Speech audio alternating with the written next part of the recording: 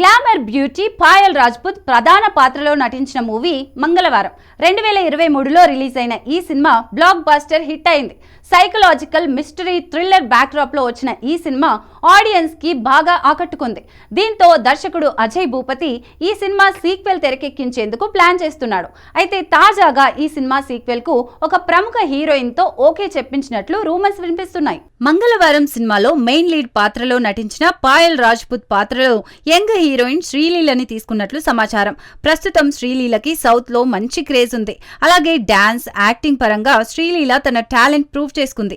దీంతో అజయ్ భూపతి శ్రీలీలని సెలెక్ట్ చేసినట్లు తెలుస్తోంది. అలాగే మంగళవారం సినిమాలో పాయల్ పాత్ర మరణించడంతో ఎక్స్టెండ్ చేయడానికి స్కోప్ లేదు. ఈ కారణంగానే పాయల్ రాజ్పుత్ ని మంగళవారం 2 సినిమా నుంచి తప్పించినట్లు సమాచారం.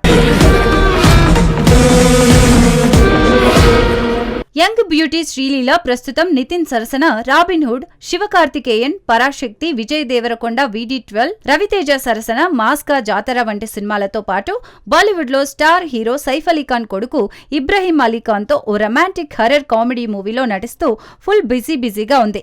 ఏదేమైనప్పటికీ శ్రీలీల మాత్రం వరుస సినిమాల ఆఫర్లు దక్కించుకుంటూ దూసుకుపోతోంది.